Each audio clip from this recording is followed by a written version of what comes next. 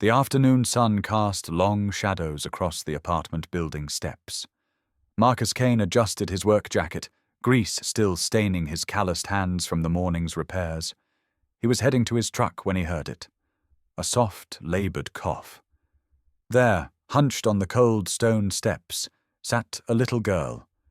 5 years old, maybe 6. Dark curls framed her pale face. A faded pink sweater hung loose on her tiny frame. She clutched a worn teddy bear like a lifeline.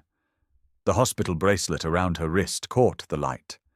Marcus had seen that bracelet before, on his sister, years ago, before she died. The little girl looked up at him with eyes far too knowing for her age. "If you carry me up the stairs," she whispered, her voice barely audible, "I'll tell you a secret." Marcus crouched down, something in her gaze stopping his breath. Those eyes, they held a weight that would shatter everything he thought he knew about second chances, and secrets that some children should never have to carry. Marcus hesitated only a heartbeat before sliding one arm under her legs and the other behind her back. She was so light it startled him, like lifting a bundle of hollow bones. As he carried her up the marble steps, he noticed the pale blue sticker on her teddy bear, marked with a hospital logo, and the words Pediatric Oncology.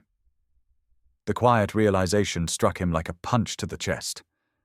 This little girl was fighting something much bigger than her size. Her small hand rested against his shoulder, fingers barely the width of pencils. The trust in that gesture made his throat tighten. Halfway to the landing, she rested her cheek against his shoulder, her voice barely more than a breath. "My mommy is lonely. Can you take care of her when I'm gone?" The words hit him harder than any wrench to the skull. He froze for half a second, those innocent words carrying the weight of mountains. But when he looked down, her eyes were closed, a faint, tired smile playing on her lips. She spoke of death like other children spoke of bedtime. Too young, too wise, too heartbreaking. Marcus kept walking, his boots echoing in the quiet hallway. At the top floor, he shifted her weight gently in his arms as the door before them opened. A young woman with golden hair stood framed in the doorway, wearing a thin blouse that hung loose over tailored slacks. Her expression froze when she saw her daughter in the arms of a stranger. Professional polish couldn't hide the exhaustion etched around her eyes. Dark circles, worry lines, the face of a mother carrying impossible weight. "What's going on? Who are you?" Her tone was sharp, but the concern underneath was unmistakable. Protective instincts flared in her voice like a match strike. Marcus replied evenly. "She was sitting downstairs. She asked me to bring her up." The woman stepped forward quickly, taking the girl into her arms and pressing her hand to the child's forehead. A practiced motion, a mother's automatic temperature check. "Thank you," she said, though her voice still held a guarded edge. Before the door could close, the little girl stirred, looking at her mother with those knowing eyes. "Mommy, this is Marcus. He's nice." The woman blinked, studying Marcus's face for the first time. Really looking, taking in the honest eyes, the gentle way he'd held her daughter, the motor oil under his fingernails that spoke of honest work. Something flickered across her features. Recognition of kindness, maybe. Or just the desperate hope that good people still existed in a world that had taken so much from her already. Marcus turned toward the stairwell, the door clicking shut behind him. As he descended, the sight of that hospital bracelet and the words the little girl had whispered stayed with him, deep and unshakable. Some encounters change you in seconds. This was one of them. The morning air carried the crispness of early autumn, the kind that hinted at colder days ahead. Catherine Walsh stepped out of the apartment building's lobby, holding Nova's hand, the little girl's steps slow but steady as they made their way toward the front drive. A medical transport was due any moment to take them to the hospital for another round of tests. The routine had become their new normal. Doctor visits, blood draws, waiting rooms that smelled like antiseptic and broken dreams.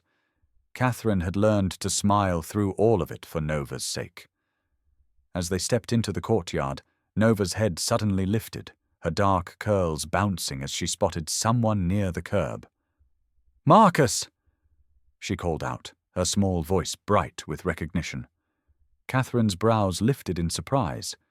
She followed her daughter's gaze to see the man from the day before, crouched beside the hood of a dark SUV, tools spread neatly on a cloth. He looked up at the sound of his name, and a faint smile touched his weathered face. The kind of smile that reached the eyes. Real, unguarded. "Morning," he said, standing and brushing his hands on a rag. "I'm just helping one of your neighbors. Small world, I guess." Catherine nodded politely, her expression composed, though she could feel Nova tugging at her hand with excitement. Children had a way of cutting through adult pretenses. "I didn't realize you worked around here," she said, her voice carefully even. Professional distance. The armor she'd learned to wear. "Just passing through," Marcus replied. "I take jobs wherever they're needed." Before Catherine could guide her daughter toward the waiting transport, Nova slipped her small hand from her mother's and took hold of Marcus's instead. Her fingers curled trustingly around his, like she'd known him forever. She leaned closer, her voice low enough that only he could hear. Trust given freely, the way only children can give it. "I haven't told you the whole secret yet." Marcus glanced down at her, one brow lifting slightly. Something in his chest tightened at the serious expression on such a young face.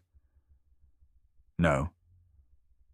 From a step away, Catherine caught the movement of their heads together, the intimacy of shared whispers. "What secret?" she asked, tilting her head at her daughter with that mixture of curiosity and concern that all mothers master.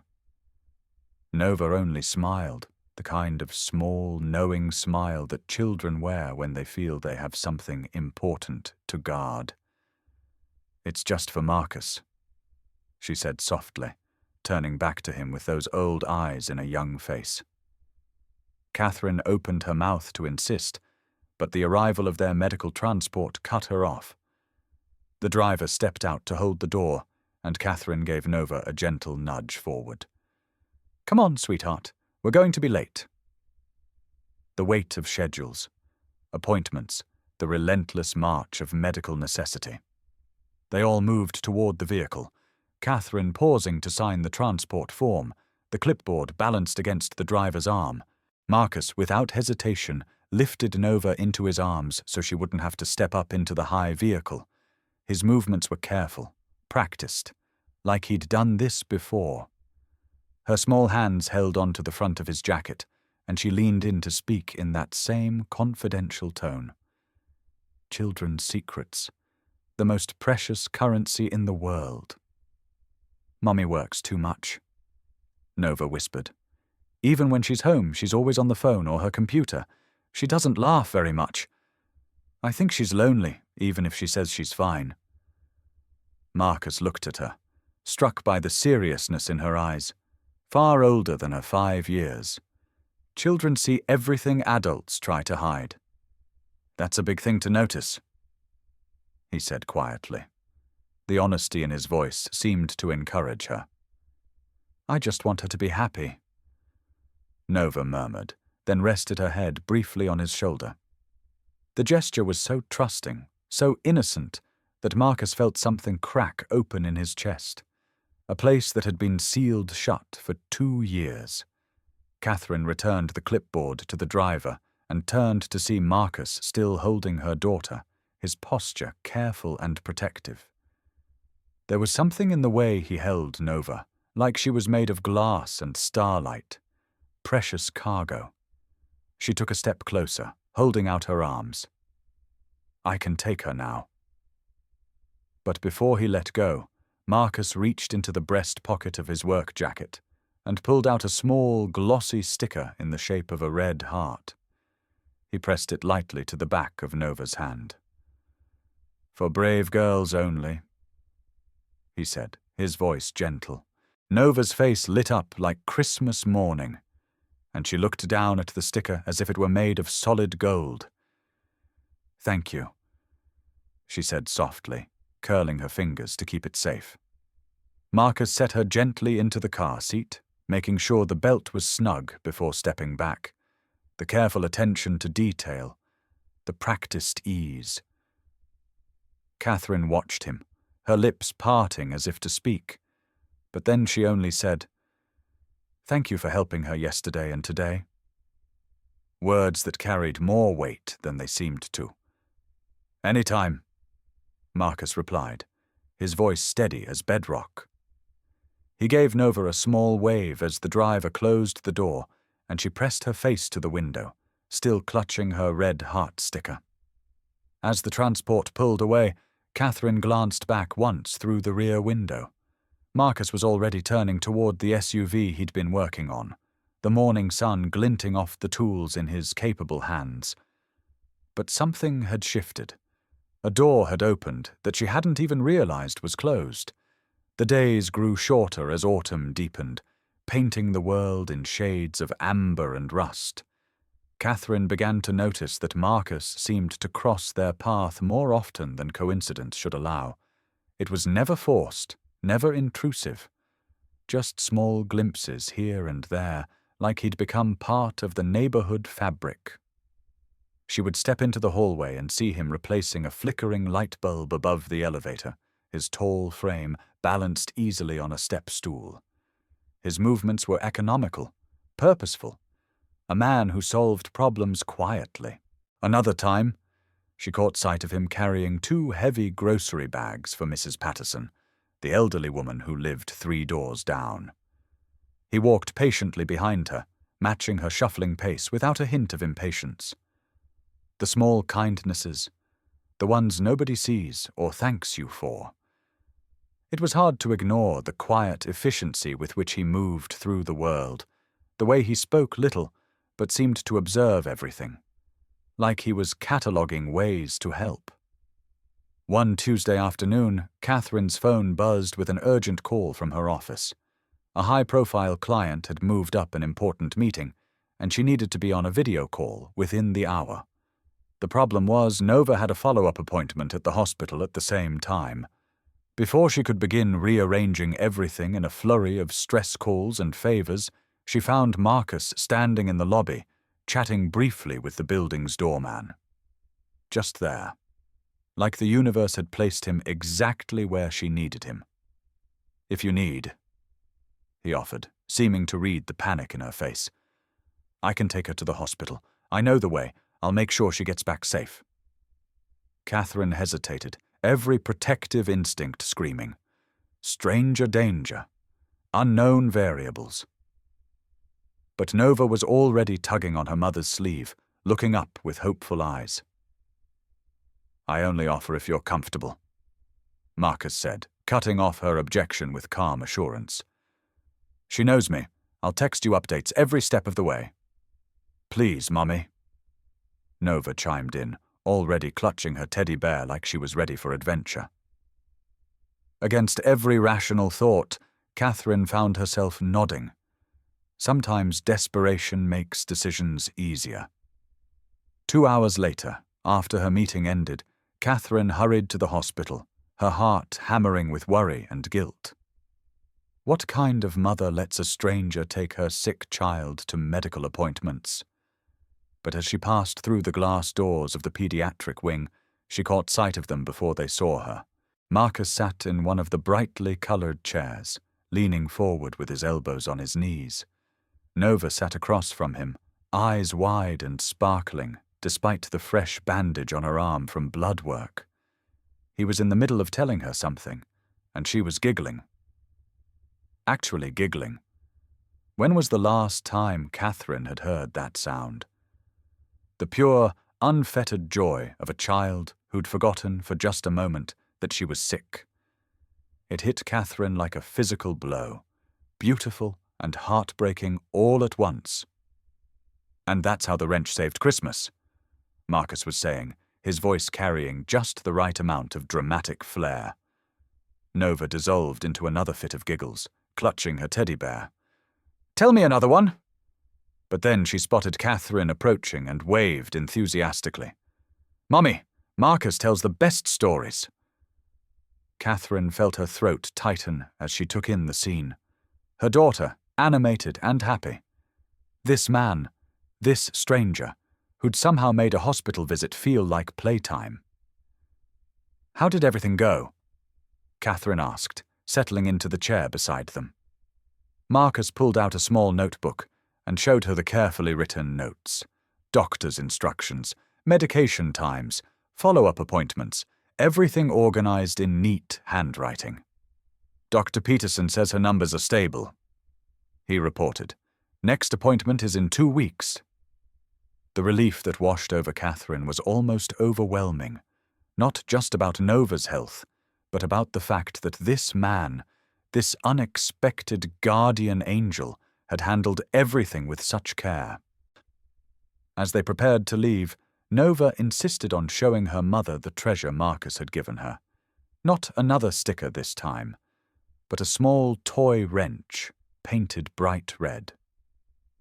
"It's for fixing things," Nova explained seriously. "Marcus says I'm going to be a great fixer someday." Catherine looked at the toy, then at Marcus, seeing something she hadn't expected.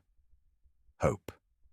He was giving her daughter something she'd been missing, the belief that she had a future to plan for. That evening, as Catherine tucked Nova into bed, her daughter held up the red wrench alongside her collection of heart stickers. "Mommy," she said sleepily, "I think Marcus might be the secret I was supposed to tell." Catherine's breath caught. "What do you mean, sweetheart?" But Nova was already drifting off, the toys clutched in her small hands like talismans. Catherine stood in the doorway for a long moment, watching her daughter sleep, wondering when her carefully controlled world had started to include this gentle stranger with grease-stained hands and kind eyes. The next morning brought news that would shatter everything Catherine thought she knew about their situation. Dr. Peterson called personally, his voice tight with controlled urgency. "Catherine, I need you to bring Nova in today. Her latest blood work shows some concerning changes. We need to discuss more aggressive treatment options." The bottom dropped out of her world. Aggressive treatment. Code words that parents learn to fear. She hung up the phone with shaking hands, staring at Nova, who was coloring peacefully at the kitchen table, humming softly to herself. "Mommy, you look sad." Nova observed, looking up from her drawing. It was a picture of 3 people holding hands outside a house. Herself, Catherine, and a tall figure she'd labeled Marcus in crayon letters. Children's art, windows into their hearts. "Are you thinking about the sad things again?" Catherine forced a smile, kneeling beside her daughter's chair. "Just grown-up worries, baby. Nothing for you to think about." But Nova's eyes held that knowing look again. Maybe Marcus could help with the grown-up worries, too. Before Catherine could respond, there was a knock at the door. Through the peephole, she saw Marcus standing in the hallway, holding a small paper bag and looking uncertain. She opened the door, and he took one look at her face and seemed to understand immediately. "Bad news?" he asked quietly. Catherine nodded, not trusting her voice. "Doctor wants to see her today. More tests." The words came out flat, emotionless, the voice of a mother who'd learned to compartmentalize fear. "Can I help?" The simple question, offered without conditions or expectations. Catherine found herself nodding again, stepping aside to let him in. Nova looked up from her coloring and beamed. "Marcus! Look what I drew!" She held up the picture, and Marcus studied it with the seriousness it deserved. "That's a beautiful family," he said, and something in his tone made Catherine's chest tighten. Are we a family? Nova asked innocently, looking between the two adults. The question hung in the air like smoke. Marcus cleared his throat, pulling the paper bag from behind his back. I brought something for brave girls who have to go to doctors, he said, deflecting with practiced ease. Inside was a small digital camera, bright pink with cartoon characters on the strap. So you can take pictures of all the good things, even on hard days.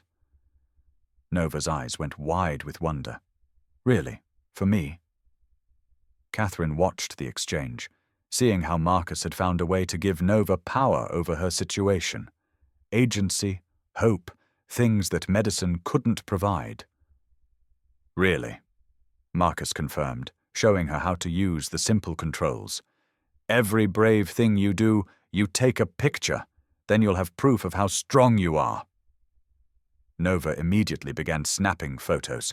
The red wrench, her collection of heart stickers, her teddy bear, Marcus's hands as he demonstrated the camera. Each click of the shutter was a small act of defiance against fear. Catherine felt tears threatening and turned away, overwhelmed by this stranger's kindness. I should drive you to the hospital, Marcus said quietly, meant for Catherine's ears only. You shouldn't have to handle this alone. The offer was simple, practical, but Catherine heard the deeper meaning.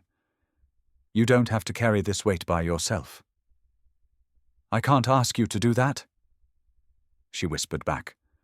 You're not asking, he replied. I'm offering. There's a difference. The hospital visit confirmed Catherine's worst fears. Dr. Peterson, a kind man with tired eyes, explained that Nova's condition was progressing faster than they'd hoped. We need to consider a bone marrow transplant, he said, the words falling like stones into still water. Without a compatible donor, her options become very limited very quickly. Catherine felt the world tilt sideways. Bone marrow transplant, the phrase she'd been dreading for months. What are the odds of finding a donor?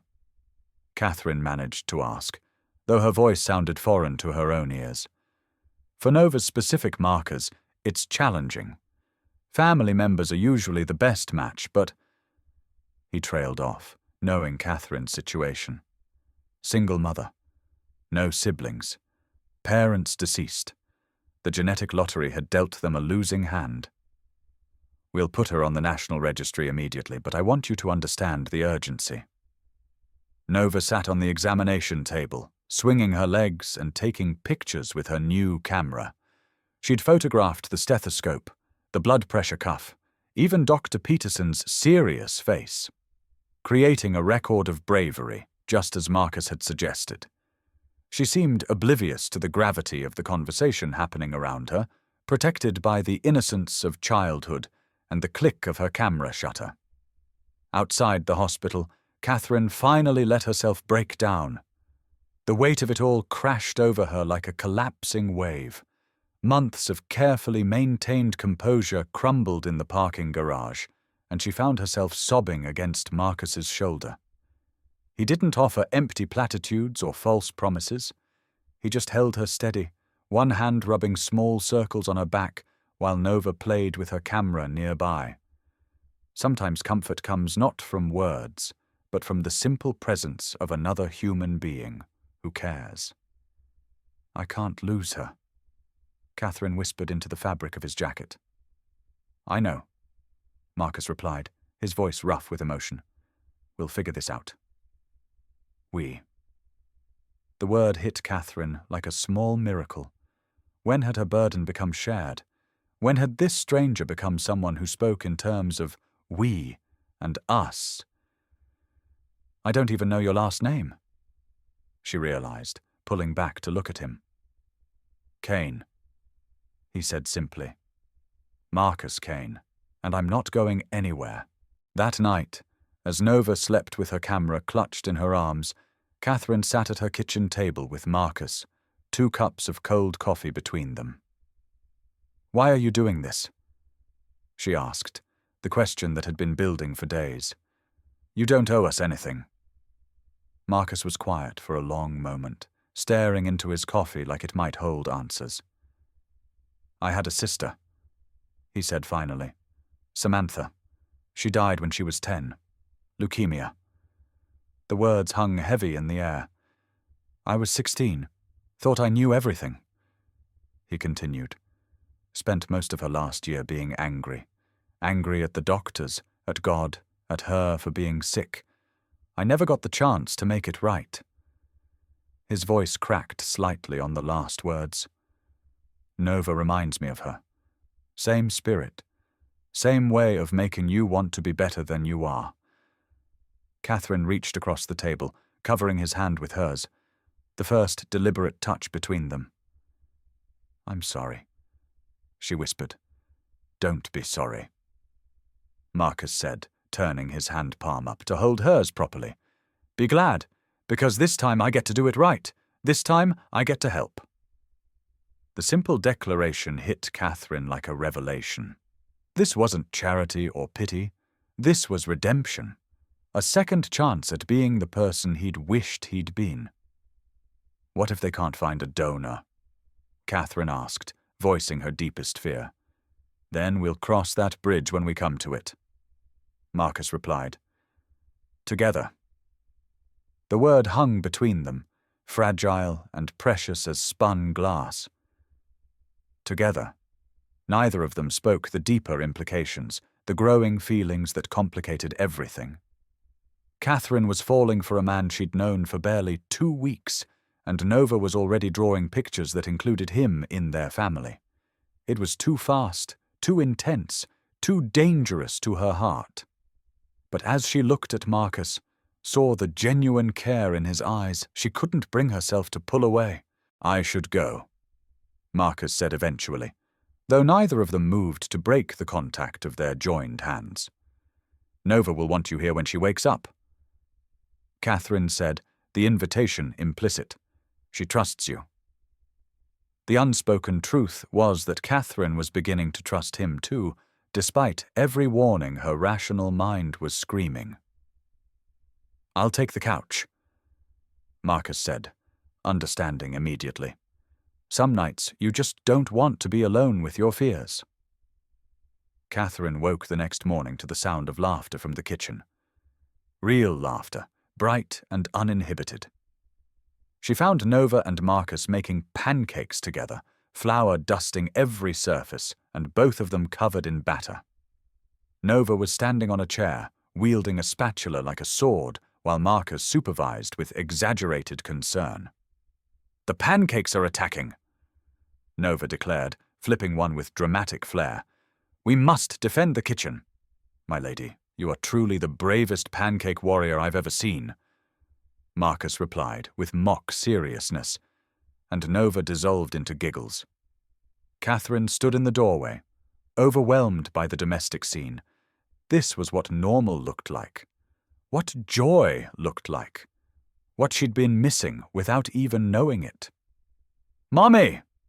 Nova called out, spotting her. "Marcus is teaching me to make breakfast for brave girls." Catherine joined them, accepting a slightly burned but enthusiastic pancake from her daughter. The simple act of sharing breakfast felt monumental. 3 people around a table, passing syrup and stories, Nova chattering about her plans to photograph every pancake before eating it. For a few precious minutes, cancer didn't exist. Hospital visits were forgotten.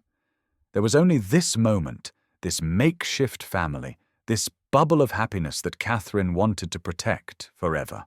But reality has a way of intruding on perfect moments. Catherine's phone rang, the number for Dr. Peterson's office lighting up the screen. Nova immediately stopped talking, her intuition picking up on the shift in her mother's energy. "It's okay, baby," Catherine said, stepping into the living room to take the call. But it wasn't okay. Dr. Peterson's news was worse than she'd feared. Nova's condition was deteriorating rapidly. They had weeks, maybe a month, to find a donor. Catherine returned to the kitchen on unsteady legs, the phone still clutched in her shaking hand. Marcus took one look at her face and guided her to a chair. "How bad?" he asked quietly. "Bad," Catherine whispered, aware of Nova's watchful eyes. "We need to find a donor soon, or—" She couldn't finish the sentence. Couldn't voice the unthinkable outcome in front of her daughter. Nova, with the uncanny perception that sick children develop, seemed to understand the gravity without needing details. She climbed down from her chair and wrapped her small arms around her mother's neck. "It's okay, Mummy," she said softly. "Sometimes scary things happen, but brave people figure out what to do." The wisdom in those words, coming from a 5-year-old facing her own mortality, broke Catherine's heart all over again. "That's right," Marcus said, his voice steady despite the emotion Catherine could see churning in his eyes. "And we're all brave people here." He knelt down to Nova's level, taking her small hands in his much larger ones. "Your job is to keep being the amazing, strong girl you are. Our job is to handle the grown-up stuff. Deal?" Nova considered this solemnly, then nodded. "Deal. But I'm going to take pictures of everything, so we remember all the brave things."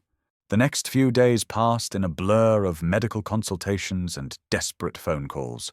Catherine worked every connection she had, reached out to every specialist, explored every option. Marcus proved invaluable, his calm presence keeping her grounded when panic threatened to overwhelm. He asked the questions she was too scared to voice, took notes when her mind went blank with fear, and somehow always knew when she needed space and when she needed support.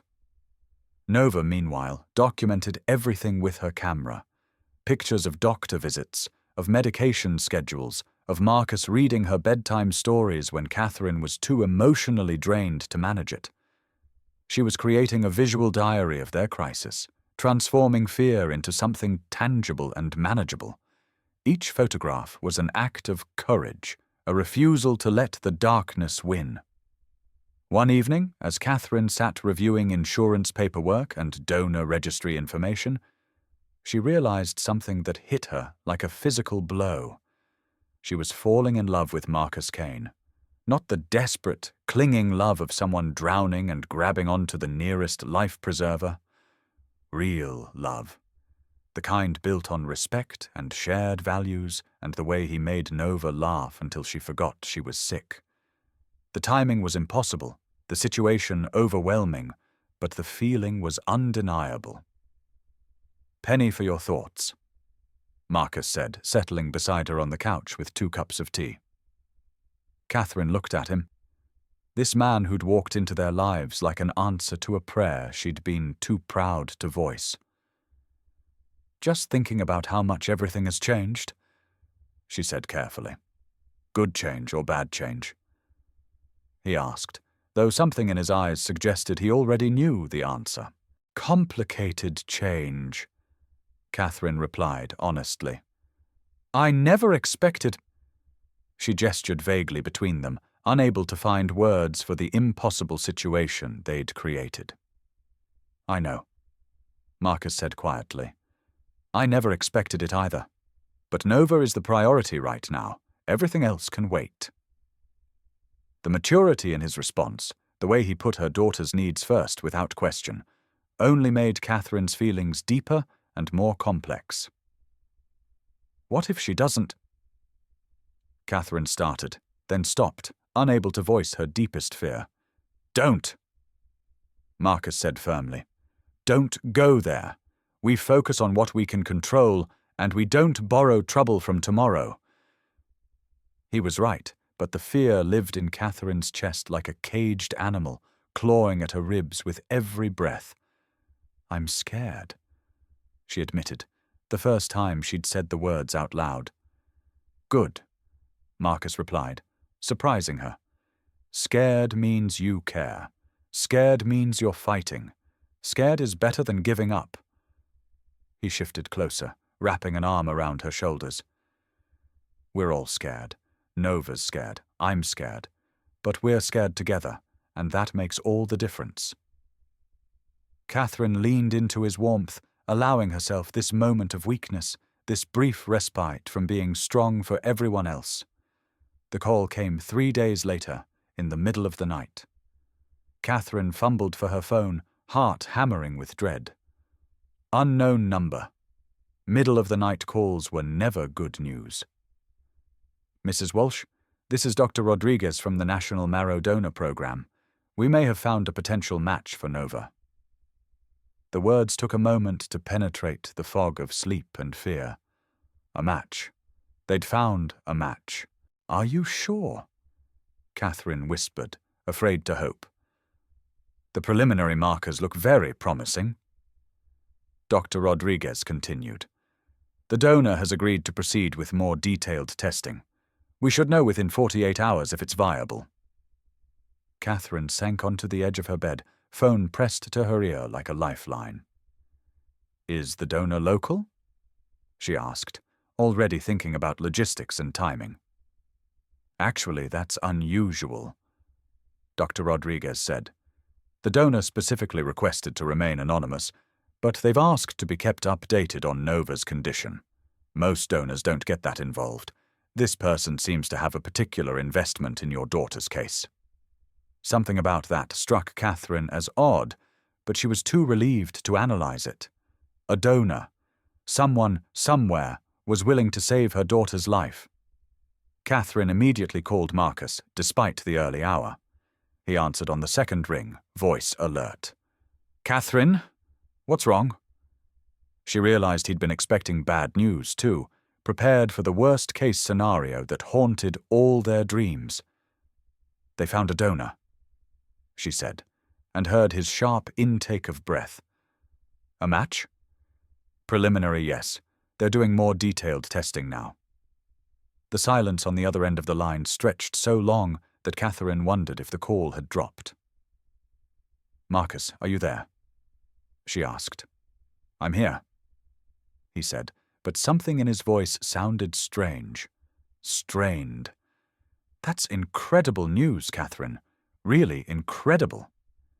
There was something off about his tone, but before Catherine could analyze it, she heard Nova stirring in the next room. I should go tell her, Catherine said. She'll want to take a picture of this moment. It was a strange thing to say, but documenting everything had become Nova's way of processing the unprocessable. Nova's reaction was pure joy, untainted by adult understanding of all the things that could still go wrong. She immediately grabbed her camera and took a picture of Catherine's smiling, tear-streaked face. For the good news album, she declared solemnly. Now we need to take a picture of Marcus being happy too. But when Marcus arrived an hour later, something was different. His smile didn't quite reach his eyes, and he seemed distracted, almost guilty. Are you okay? Catherine asked, studying his face. Just tired? Marcus replied, but Nova wasn't buying it. Children have radar for adult deception. You look sad, Happy, she observed, tilting her head with that preternatural wisdom that never failed to surprise Catherine. Like when you're happy but also worried about something. Marcus knelt down to her level, forcing a more genuine smile. I'm just thinking about all the brave things you're going to do, he said. The next 48 hours crawled by with excruciating slowness. Catherine found herself checking her phone constantly, jumping at every ring. Marcus was unusually quiet, helpful as always, but somehow distant. He kept checking his own phone too, and Catherine caught him step outside for several whispered conversations that he didn't explain. The stress was getting to all of them, even Nova, who took fewer pictures and clung more tightly to her teddy bear. When Dr. Rodriguez finally called with confirmation that the donor was a perfect match, Catherine felt like she could breathe for the first time in weeks. We can schedule the transplant for next week, he said. The donor is eager to proceed as quickly as possible. There was still that odd note in his voice when he mentioned the donor, But Catherine was too focused on Nova's salvation to pay attention to subtleties. "Did you hear that, baby?" Catherine said, gathering Nova into a fierce hug. "Someone is going to help make you all better." Nova hugged back just as tightly, then pulled away with a serious expression. "I want to meet them," she announced. "I want to thank them and take their picture for my Brave album." Catherine's heart clenched at the impossibility of that request. Anonymous donors stayed anonymous for good reasons. "Sweetie, the person who's helping you wants to stay private," Catherine explained gently. "But maybe we can send them a letter after you're better." Nova considered this, then nodded with the philosophical acceptance that sick children learn too early. "Okay, but I'm going to take an extra special picture of the day they saved me, so they know how happy they made us." Marcus had gone very quiet during this conversation, standing by the window with his back to them. When Catherine called his name, he turned with what looked like pain etched across his features. "Marcus, what's wrong?" she asked, crossing to him. "This is good news, the best news." He nodded, but his eyes were haunted. "I need to tell you something," he said quietly, "about the donor." Catherine felt ice crystallize in her veins. "What about the donor?" Nova, sensing the shift in energy, moved closer with her camera ready. Adults might lie with words, but children knew when something important was happening. "The donor," Marcus said carefully, "is someone who cares about you and Nova very much." The careful phrasing sent warning bells through Catherine's mind. "Marcus, what aren't you telling me?" Before he could answer, Catherine's phone rang again. Dr. Rodriguez, with more details about the procedure. "Mrs. Walsh, I wanted to give you the donor's message," he said. "He wanted me to tell Nova that he's honored to help such a brave girl and that he'll be thinking about her during the procedure. The donor was male." Catherine's eyes snapped to Marcus, seeing the guilt and love and fear written across his face in equal measure. The realization hit her like a freight train. "Oh my God," she whispered, the phone slipping from nerveless fingers. "Marcus, please tell me you didn't—" But even as she said it, she knew it was true. The mysterious anonymous donor who'd been so invested in Nova's case. The way Marcus had been checking his phone, taking private calls. The strange expression when she'd told him about the match. He was the donor. He was risking his life to save her daughter. "I had to," Marcus said simply, and those 3 words contained everything. His love for Nova, his need to fix what couldn't be fixed with his sister, his willingness to put their happiness above his own safety. The odds of finding another compatible donor were so small, and Nova doesn't have time to wait. Catherine stared at him, overwhelmed by the magnitude of what he was doing. Bone marrow donation wasn't without risks, especially the extensive harvesting Nova would need. "You could have told me," Catherine said, her voice breaking. "I would have what?" Marcus asked gently. "Tried to talk me out of it? Felt guilty about letting me do it? Catherine, this is my choice, my gift to give." Nova, who had been listening with the intensity children bring to adult conversations they don't fully understand, suddenly stepped forward. "Are you the person who's going to save me?" she asked Marcus directly. Marcus knelt down to her eye level, taking her small hands in his. "Yes," he said simply. "If it's okay with you." Nova studied his face with that serious expression she wore when processing big concepts. Then, without warning, she threw her arms around his neck and hugged him with fierce intensity. "Thank you," she whispered into his ear. "Thank you for making me better." Catherine watched this exchange through tears, seeing the completion of a circle she hadn't even known was being drawn. "Mommy, take our picture!" Nova demanded, pulling back, but keeping one hand on Marcus's shoulder. This is the most important picture in my whole brave album." Catherine picked up the dropped phone, switching to camera mode with shaking hands. Through the viewfinder, she saw her daughter and the man who loved them both enough to risk everything. The flash captured the moment. Nova's radiant smile, Marcus's gentle expression, and the red heart sticker still attached to Nova's hospital bracelet. A family, formed not by blood, but by choice and love and impossible courage. The transplant procedure went smoother than anyone had dared hope. Marcus spent 2 days in the hospital, the marrow harvesting more extensive than typical due to Nova's specific needs. Catherine had never felt so helpless, pacing between 2 hospital rooms, watching the man she loved endure pain to save her daughter. Nova, despite the intensive chemotherapy required to prepare her body for the transplant, remained remarkably positive. She took pictures of everything: the IV tubes, the machines, even Marcus's tired but smiling face after his procedure. "Did it hurt?" Nova asked Marcus when she was finally allowed to visit his room. "A little," he admitted honestly, "but good hurt, like when you exercise really hard and your muscles ache because they're getting stronger." Nova nodded solemnly, accepting this explanation.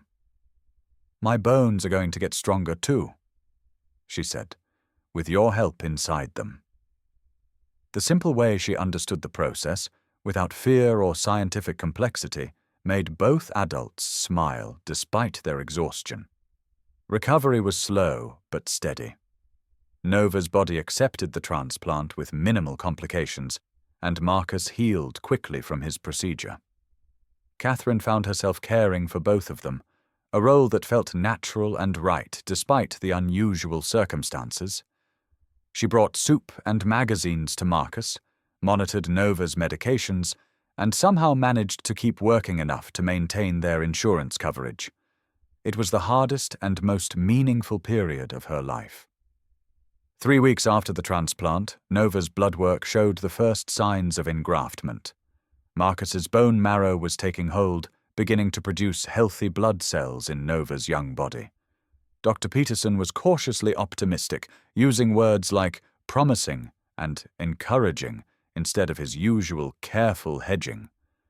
Catherine felt like she could finally breathe again, like the sword that had been hanging over their heads for months was finally lifting. "We did it," she whispered to Marcus that evening, after Nova had fallen asleep clutching her camera and her ever-present teddy bear. "We actually did it." Marcus pulled her close, and Catherine could feel the tremor in his hands that betrayed his own relief. "Nova did it," he corrected gently. "She's the brave one. We just helped a little." But Catherine knew better. Marcus had given them both a future, and that kind of gift couldn't be minimized. 6 months later, Nova was in full remission. Her energy returned, and her laughter filling their small apartment once again. The red heart stickers had multiplied, marking every milestone in her recovery. First day without nausea, first week without hospital visits, first month of normal blood counts. Each sticker was a victory, a step back toward the life they'd almost lost. Catherine and Marcus had moved slowly, carefully, building their relationship around Nova's needs and recovery. There had been no grand romantic gestures, no dramatic declarations. Instead, love had grown quietly between them, rooted in shared purpose and mutual respect. They were a family now, not because of crisis, but because they'd chosen each other, day after day, through the hardest moments life could offer. "I have something to show you," Nova announced one evening, approaching with her camera in hand. She'd been working on a secret project for weeks, refusing to let either adult see the results. "It's finished now." She handed the camera to Catherine, who scrolled through the images with growing amazement. Nova had arranged all her pictures chronologically, creating a visual story of their journey from that first day on the apartment steps to this moment, The progression was powerful and moving. Early photos showed a pale, thin child with tired eyes. Hospital visits and medical equipment featured prominently. But gradually, the images changed. Nova's smile became brighter. Color returned to her cheeks, and running through every photo like a golden thread were the red heart stickers and Marcus's gentle presence. The final photo was a selfie Nova had somehow managed to take of all three of them, crowded together on their couch, laughing at something Marcus had said. "It's the story of how we became a family," Nova explained, matter-of-factly, "and how brave people take care of each other." Catherine felt tears threatening as she looked at this evidence of their transformation, from strangers to something deeper than blood relations, from crisis to healing, from broken pieces to something whole and beautiful and strong. "Can we print these out?" Nova asked. "I want to make an album for other kids who are scared, so they know that even when things are really bad, good people show up to help." The wisdom in that statement, the generosity of spirit from a child who'd faced her own mortality, left both adults speechless. Nova wasn't just documenting her own brave journey. She wanted to light the way for others. As Catherine tucked Nova into bed that night, her daughter looked up with those knowing eyes that had started everything. "Mummy, do you remember that first secret I told Marcus?" Catherine nodded, thinking back to that day on the hospital steps when Nova had whispered about loneliness and taking care of each other. "What about it, sweetheart?" "It wasn't really a secret," Nova said sleepily. "It was a wish. I wished for someone to help take care of you when I couldn't anymore." Catherine's breath caught. Even at 5 years old, facing her own illness, Nova had been worried about her mother's well-being. "But you're going to be fine now," Catherine managed to say. "The doctors say you're getting better every day." "I know." Nova smiled, already drifting toward sleep. "But now I don't have to worry about you being lonely. Marcus will take care of you forever." The simple certainty in her voice, the childish faith in happy endings, made Catherine's heart overflow with love and gratitude. Nova had orchestrated their entire relationship, from that first request to be carried up the stairs to this moment of perfect contentment. Standing in the doorway, watching her daughter sleep peacefully for the first time in over a year, Catherine reflected on the journey that had brought them here. A chance encounter with a sick child and a kind stranger had transformed into something none of them could have imagined. Marcus appeared beside her, slipping an arm around her waist, and together they watched over the little girl who taught them both about courage and hope and the power of chosen family. "She's remarkable," Marcus whispered, careful not to wake Nova. "She orchestrated this whole thing, you know, from the very beginning." Catherine nodded, leaning into his warmth. "She saw what we needed before we did." It was true. Nova had looked at two broken adults and somehow known they could heal each other. A dying child had become their salvation, showing them that families could be found in the most unexpected places. The Red Heart sticker collection continued to grow, but now they marked different milestones. First, family vacation. Nova's return to school, the day Marcus officially moved in with them. Each sticker was proof that they'd not only survived their crisis, but thrived because of it. Love, they'd learned, wasn't just about the good times. It was about showing up for each other when everything was falling apart, about choosing to stay when leaving would be easier. Years later, when Nova was a healthy teenager with a passion for photography inspired by those early days with her camera, she would look back on that first encounter as the moment her real life began. Not the day she got sick, but the day a stranger chose to carry her up a flight of stairs and listen to the secret wishes of a little girl's heart. Sometimes the most important journeys begin with a single act of kindness, and sometimes the bravest thing you can do is trust someone enough to let them help carry your burdens. The red heart stickers became their family symbol, appearing on birthday cards and graduation photos, a reminder of the day love walked into their lives, disguised as a medical crisis. And if you asked Nova, now grown and healthy and whole, she would tell you that the real secret was never really a secret at all. It was simply this: families aren't just born, they're built, one act of courage at a time.